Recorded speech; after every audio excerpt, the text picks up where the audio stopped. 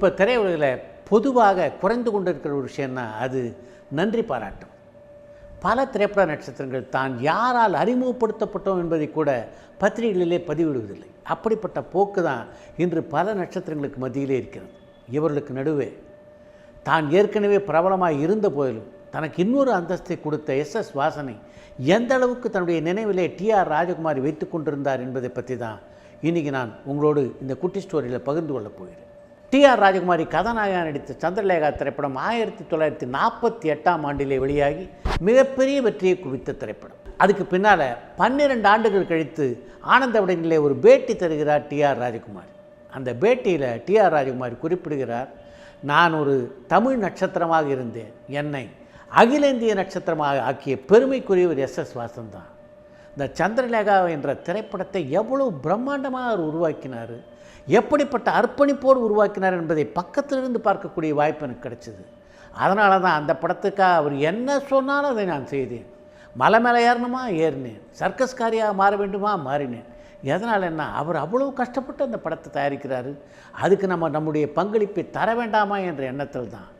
அவரை பொறுத்த வரைக்கும் என் வாழ்க்கையிலே மறக்க முடியாத ஒரு மனிதர் என்று அந்த பேட்டியிலே பதிவு செய்திருக்கிறார் டிஆர் ராஜகுமார். இது போன்ற நன்றி பாராட்டுகின்ற வார்த்தைகள்னால எஸ் வாசனுடைய சொத்து மதிப்பு உயர்ந்துட போகிறதில்லை.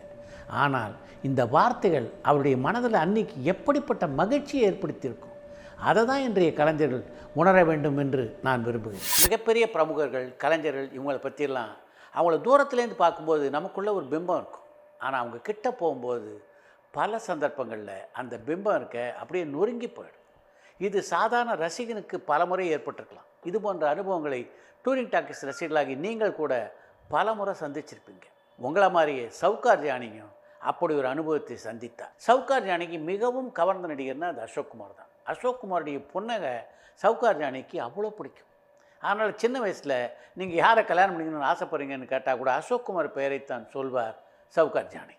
அப்படி அசோக் குமார் மீது மிகப்பெரிய காதல் கொண்டிருந்த சவுகார் ஜானகி பாசமலர் படத்தினுடைய ஹிந்தி பதிப்பான ராக்கி படத்தினுடைய படப்பிடிப்பிலே அசோக் குமார் இருந்தபோது அவரை சந்தித்தார். உங்களை கல்யாணம் பண்ணிக்கணும்னு சின்ன வயசில் நான் பல முறை சொல்லியிருக்கேன் என்று அசோக் குமாரிடம் அவர் சொன்னபோது, இப்போ கூட ஒன்றும் தாமதமாக இல்லை, கல்யாணம் பண்ணிக்கலாம் என்றாராம் அசோக் குமார். அதுக்கு பின்னால் அசோக் குமார் நடித்த மம்தா என்ற திரைப்படத்தினுடைய உரிமைகளை வாங்கி தான் தமிழில் எடுத்தார் சவுகார் ஜானகி. அந்த படம் 100 நாட்கள் ஓடி வெற்றி கண்டார். அந்த படத்தினுடைய 100வது நாளிலே கலந்து கொள்ள வேண்டும் என்று அசோக் குமாரை சவுகார் ஜானகி கேட்டார். அவரும் ஒப்புக்கொண்டார். அவர் வருவதற்கான விமான டிக்கெட்டுகள் எல்லாவற்றையும் சவுகார் ஜானகி பதிவு செய்து விட்டார். விழா நாளுக்கு ஒரு நாள் முன்னதாக பம்பாயிலிருந்து சவுகார் ஜானகிக்கு ஒரு ஃபோன் வந்தது. உங்களுடைய விழாவில் அசோக் குமார் கலந்து கொள்ள போவதாக இன்விடேஷன் பிரிண்ட் பண்ணி எல்லாருக்கும் கொடுத்துருக்கீங்களாமே, அந்த விழாவிலே அவர் கலந்து கொள்ள மாட்டார் என்று அந்த ஃபோனிலே பேசி ஒரு பெண்மணி சவுகார் ஜானகியிடம் சொன்னார். அப்படியா, அவர் வரலன்னா பரவாயில்ல, ஆனால் இதை என்கிட்ட நேர்லேயே அவர் சொல்லியிருக்கலாமே என்று பதில் சொல்லிவிட்டு அந்த ஃபோனை வைத்து விட்டார் சவுகார் ஜானகி. அதுக்கு பின்னால் அந்த விழாவிலே ஏபி நாராயணன் உட்பட பல பிரமுகர் கலந்து கொண்டார்கள். இந்த விழா மிகச்சிறப்பாக நடைபெற்றது என்பது வேறு விஷயம். அன்னைக்கு அந்த அசோக் குமார் என்ற நடிகர் மேலே எனக்கு இருந்த பிம்பம் இருக்குது பாருங்கள், அது அப்படியே சடவென்று நொறுங்கி போனது.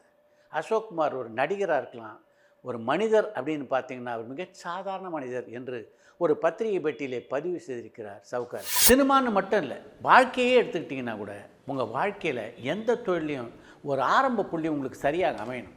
அமைஞ்சதுன்னா அதுக்கு பின்னாடி உங்களுடைய வளர்ச்சியை யாரும் தடை பண்ண முடியாது. இயக்குனர் ஸ்ரீதர் 19 வயசில் எழுதிய கதை தான் இரத்த பாசம் என்ற நாடக கதை.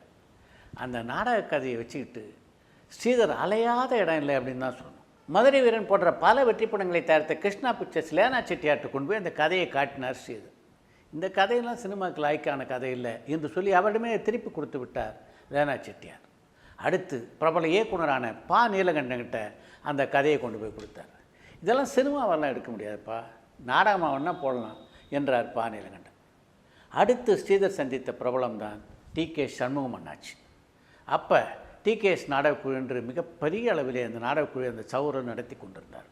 ஸ்ரீதர் நீட்டி அந்த கதை புத்தகத்தை கையில் வாங்கிறதுக்கு முன்னாடியே இது மாதிரி 250க்கும் மேற்பட்ட நாடகங்கள் எங்ககிட்ட தூங்கிட்டு இருக்கு, இப்போ நீ 250ஆவதாக கொண்டு வந்து கொடுத்துருக்க என்று தான் அதை புரட்டினார் டி.கே. சண்முகம். முதல் பக்கத்தில் ஸ்ரீதர் எழுதியிருந்த 2 வரிகள் டி.கே. சண்முகம் அண்ணாச்சி மிகவும் கவர்ந்தது.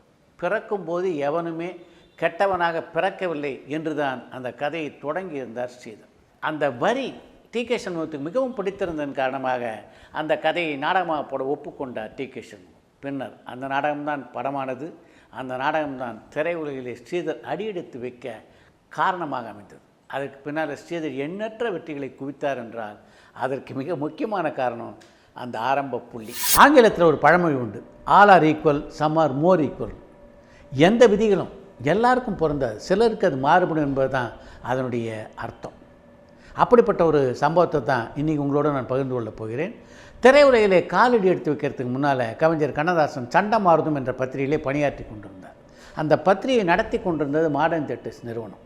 அந்த பத்திரிகையிலே பணியாற்றும் போது நெடுஞ்செழியன் எழுதியிருந்த ஒரு கட்டுரை கவிஞர் கண்ணதாசனுக்கு மிகவும் பிடித்திருந்த காரணத்தினால அதை சண்டமாருதம் பத்திரிகையிலே மறுபிரசுரம் செய்யலாம் என்று முடிவு எடுத்தார் கண்ணதாசன். அந்த கட்டுரையை கம்போஸ் பண்ணுவதற்காக அங்கே இருந்த கம்பாசிட்டர்கிட்ட அந்த கட்டுரை இவர் கொடுத்து விட்டு வந்தபோது அந்த சண்டமாருதம் பத்திரிகையுடைய நிர்வாகி அதை தடுத்து நிறுத்திவிட்டார்.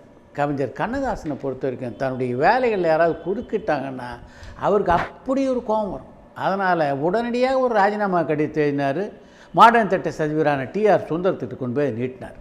Modern theatres TR. சுந்தரத்தை பற்றி இந்த இடத்துல ஒரு முக்கியமான தகவல் உங்களுக்கு சொல்லணும். அவரை பொறுத்த வரைக்கும் அவர்கிட்ட யார் கொண்டு வந்து ராஜினாமா கடிதத்தை கொடுத்தாலும் உடனடியாக அதை வாங்கி டேபிள் வச்சுட்டு போய் வாப்பாண்டுவார். அதான் அவருடைய வழக்கம். ஆனால் கவிஞர் கண்ணதாசனுடைய ராஜினாமா கடிதத்தை பார்த்துவிட்டு டி.ஆர். சுந்தரம் அப்படி சொல்லலை. என்ன, உன்னுடைய கட்டுரையை அந்த பத்திரிகையில் போட மாட்டேன்ட்டானா, விடு, அந்த பத்திரிகையை மூடிடும், நீ என்ன பண்ணுற, திரைக்கதை இலாக்காவில் போய் சேர்ந்துக்க என்று கவிஞர் கண்ணதாசன் சொன்னார் டி.ஆர். சுந்தரம். அதுக்கு மிக முக்கியமான காரணம் என்னென்னா, கவிஞர் கண்ணதாசனை டி.ஆர். சுந்தரத்துக்கு அவ்வளோ பிடிக்கும். அதனால தான் அந்த பழமொழியை சொன்னேன், all are equal, some are more equal என்று. இலக்கிய வட்டத்தில் மட்டும் இல்லாமல் சினிமா அரசியல் வட்டாரத்தில் மிகப்பெரிய புகழ்பெற்றிருந்த ஒரு கதாசிரியர் தான் சுஜாதா. அவர் தன்னை பற்றி எவ்வளவு தெளிவான அபிப்பிராயம் கொண்டிருந்தார் அப்படின்றது தான் இன்றைக்கி உங்களோடு நான் பகிர்ந்து கொள்ளப் போகிறேன். பீட்டில்ஸ் பாடக்குழுவினர் மிகவும் பிரபலமாக இருந்தபோது அவருடைய வருமானம் இருக்க அது பிரிட்டனுடைய இராணுவ செலவுக்கு மேலே இருந்து தான். அப்படி உச்ச நிலையில் இருந்தபோது அவர்களை பார்த்து ஒருத்தர் கேட்டாராம், இப்போது நீங்கள் எப்படி ஃபீல் பண்ணுறீங்கன்ட்டு. அதுக்கு அவங்க என்ன சொன்னாங்களாம் தெரியுமா, எங்களுடைய சரிவுக்கு நாங்கள் தயாராகி கொண்டிருக்கிறோம் என்று. அவ்வளோ உயர்ந்த நிலையிலிருந்து அடுத்த கட்டத்தை பார்க்குறதுக்கு அது ரொம்ப முக்கியமான விஷயம். சில பேர் ஆஃபீஸ்லேருந்து ரிட்டையர் ஆனவுடனே நாம் இல்லாமல் ஆஃபீஸ் இன்னும் எப்படி நடக்குது என்று கூட ஆச்சரியமாக பார்ப்பார்கள். சில பேருக்கு ஆஃபீஸ்லேருந்து ரிட்டையர்மெண்ட் என்றாலே ஹார்ட் அட்டாக் வந்துடும். இப்போ என்னையே எடுத்துங்க, நான் இன்றைக்கி நிறைய எழுதிட்டுருக்கேன். இன்னும் 2-3 வருடங்களுக்கு பின்னால் நான் தேவையில்லாமல் போகலாம், என்னுடைய இடத்தை நிரப்ப வேறொரு எழுத்தாளர் வரலாம், ஆனால் நான் அதுக்கு தயாராக இருக்கணும் என்று அப்போதே குறிப்பிட்டிருக்கிறார் சுஜாதா. ஆனால் என்ன சோகம்னா, மோஸ்ட் வாண்டட் ரைட்டராக இருந்தபோதே சுஜாதா நம்மை விட்டு பிரிந்தது தான்.